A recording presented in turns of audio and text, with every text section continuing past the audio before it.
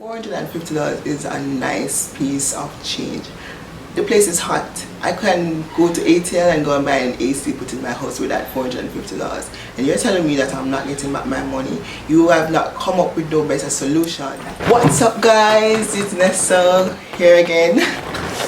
Alright, so today I just want to talk on the topic of the J1 and H2B. I know that you guys have a lot of questions and probably saying, well, why Nessa, how come she not say nothing, what.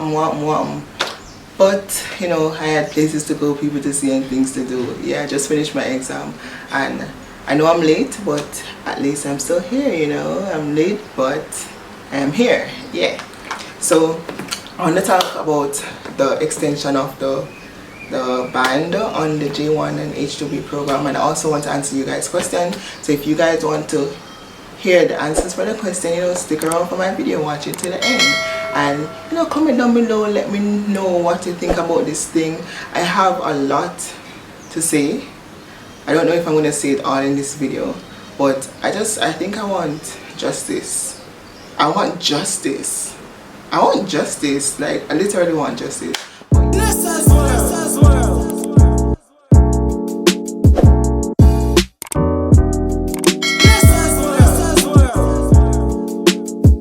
We all know that Miss Corona here come, and we cannot blame Trump for what he did, because this is a worldwide pandemic, and I think the agencies or the sponsors could have dealt with the situation much better. And let me just tell you what happened. So basically, you know, in April there was a pause, or there was a halt on the H1 and H2B programs, and we didn't know what was happening. And on the 22nd of June, Trump came out with the extension and saying that he's going to extend it until December 31st. So this is a summer program for us J1, right? And if it's going to extend until December, well, obviously that means there's no program, right? And the thing about it is that, you know, we have J1s that work around here, we have J1s that work in summer, we have J1s that work in December. Now, those persons are more at a better advantage than we that work in summer. So we can just rule it out of our book, so we're not going anywhere. Let me tell you who is affected. Those who are affected are those who are already outside of the country. That's outside of the United States.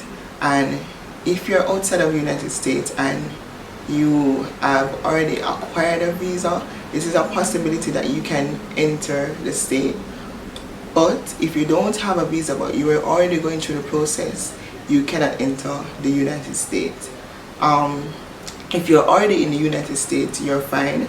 There's nothing, you're okay. But once you're outside of the United States, you won't be able to enter into the United States. Now, mind you, we have to bear in consideration saying that this is a worldwide pandemic and every country is affected by it. And I understand why Trump did it, because if you look at the whole US economic and everything, you know, a lot of persons lost their job and a lot of persons is in need of job, and if we international people go over there and take their job, they won't have any job in the country. And Trump is saying that it's best for those who live in the country to get the job first, which makes sense, right?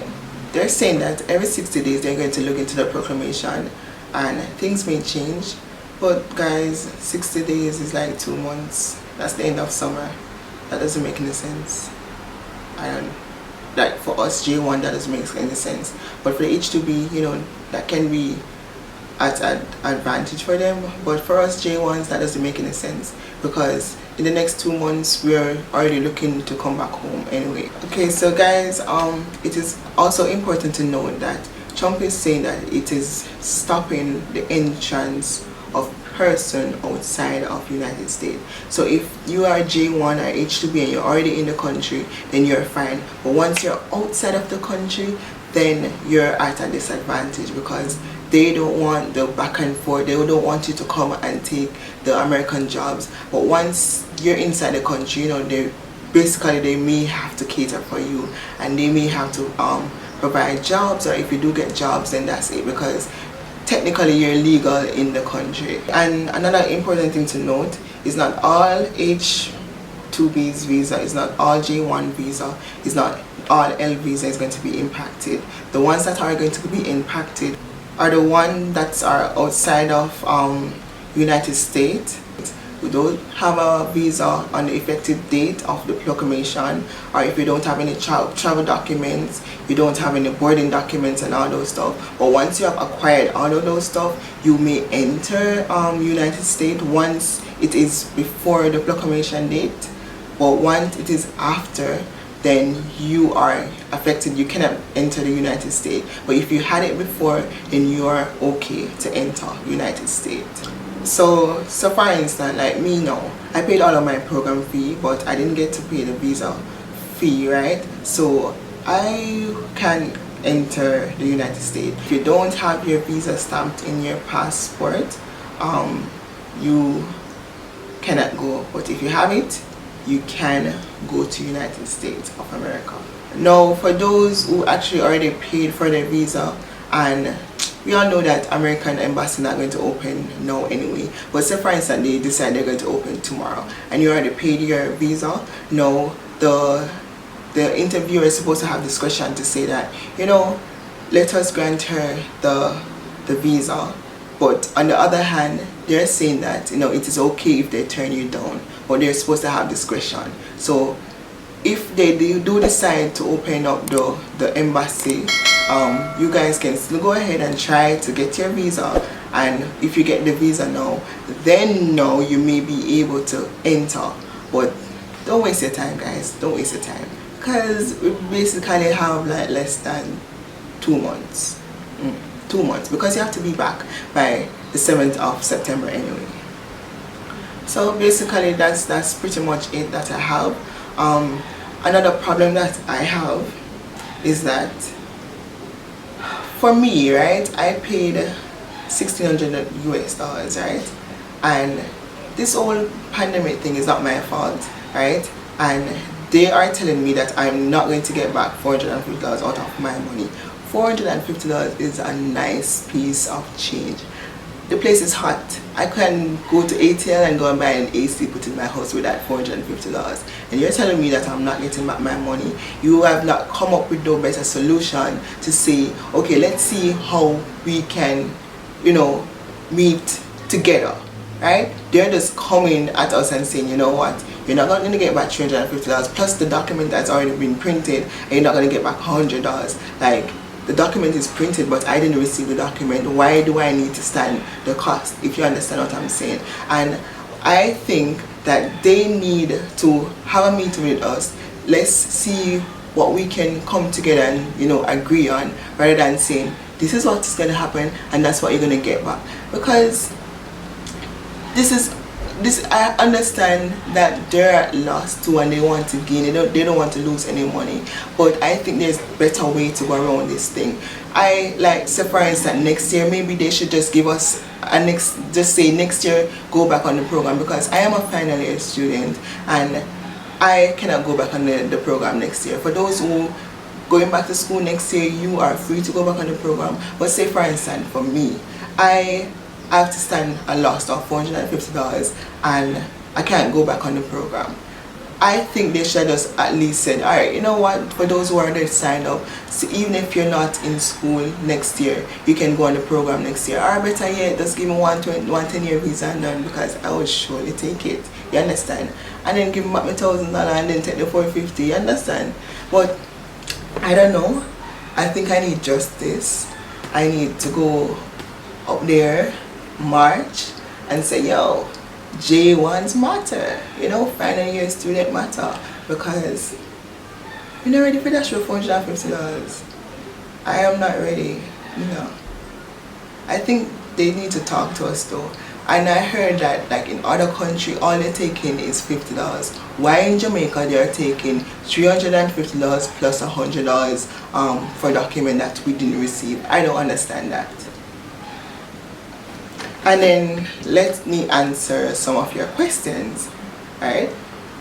So I screenshot some of the questions and I have it in my phone, and Vaughn McLean typed this a question related to the future when all this corona thing finished. But like, how do you go about getting a second job on J1 program? Okay, so this is not really related to what's going on now. This is actually asking how you get a second job. Now, to get a second job, I don't know how it's going to work since the whole corona thing.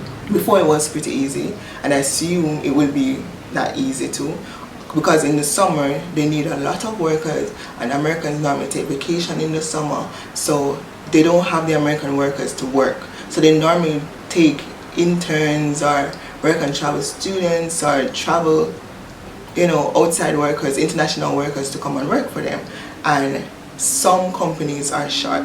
So all you need to do, just go, like, once you enter United States, you know, just go with the mindset, say, you know what, I'm going after a second job. But the thing is, you need to talk to your employer, the one that is president, the one is number one, and find out a schedule and say, you know, can I work between this time and this time, and agree upon the time so that you can go to your second employer and say, you know, that I'm available on this day or from 5 to 9 in the night, because you don't want the 2 hours to conflict. And remember, your first job is your priority, right? So all you need, after you do all that, you just walk around, you know, ask if they're hiring. You don't need to dress up like you're going to a church. You don't need to dress up as Jamaican dress up in a suit and all those stuff. Even a simple short or whatever, but just look presentable, if you understand. Just go in and ask. Normally they, like, say for instance, you go to McDonald's, they have application on the counter, you just take one and fill it out, and they call you within like couple days, and you go in and you do an interview if they want you to do an interview. Some of them, they don't even do interview. So it's very easy to get a second job. That's what I know, like in previous year. I don't know after corona. I think it will be okay. Maybe not next year, but the other year. But getting a second job is very easy. All you need to do, just ensure that your time is not in conflict, and yeah, just go at it and look a job. Yeah, it doesn't matter where, no matter what you do, just ensure that the time no conflict, and, you know, say your first job is your priority, because of them getting there. Alright, so I'm gonna leave that one for last. So this is from Lacadia Roberts. So she said, I totally agree with you, Nessa. The money and experience is nice, but our safety is priority. Thank you for your update. For the question, my question is, for students going into final year, will they be able to choose the transfer to the next year option? Now this is what I'm talking about. You see, me and you is on the same page, right? Because I'm in my final year. Now what I'm hearing from my agency is that the only 2 options that we have is to cancel or to wait and see.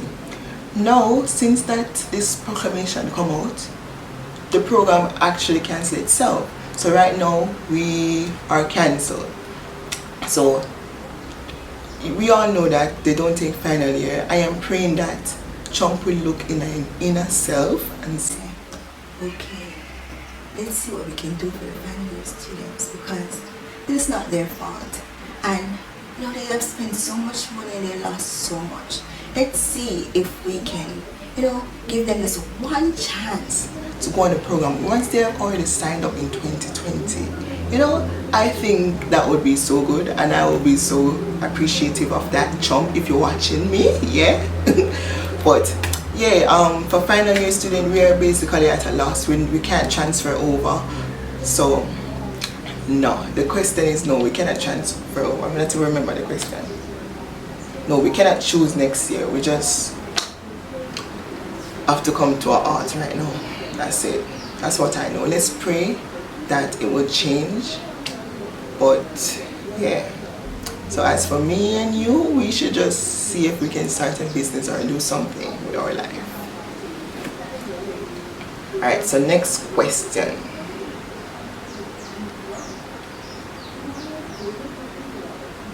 Alright, so this question is from Superstar Academy, right? It said, should the J1 that mistakenly got the stimulus check return it? No. Okay, so this is a very touchy topic. That's why I know that you guys were waiting on me to say something about it, but honestly I just never want to talk about it because this is something that go on there. I don't want nobody hold me accountable, if you understand. And let me tell you my thoughts on the stimulus check, right?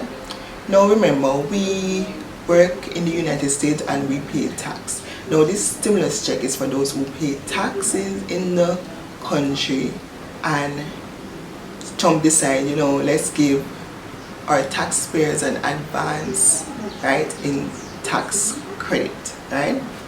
Mind you, it's an advance, right? So that means eventually we have to pay back.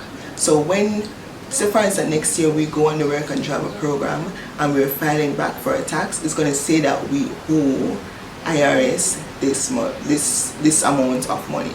Now if someone says, should I return it back?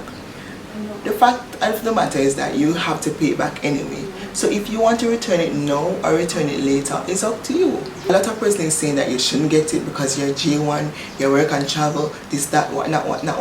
Listen, I didn't go to IRS and say, send me the $1,200.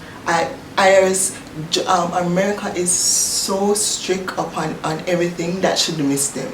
And if they send $1.4 billion to dead person, you can see how slack the system is. No, that's not my fault. Now, if I don't decide to pay back that money, right, I don't think they should be able to lock me up, because guess what? You never do your homework in the first place. You should know that I don't live in the country. You should know that this person are dead for you to send 1.4 billion. You couldn't make a mistake and send it to my account. Like literally, you couldn't make the mistake and send that 1.4 billion in my account. Would I take it? If I even 1 billion, I would have take it. But yeah, I think we shouldn't be penalized for something what they did wrong. They should have done their homework, right? And I understand that they're saying that because we use TurboTax and all that. I know a person who didn't use TurboTax and still received the $1,200. So yeah, that's my few cents. But thank you guys for watching, and I hope this informed you somewhat. I don't know if I missed anything. If you like my channel, please subscribe, hit the thumbs up if you like this content. You know, if you have more questions, hit me up in the comments down below. Stay tuned for more videos and see you later.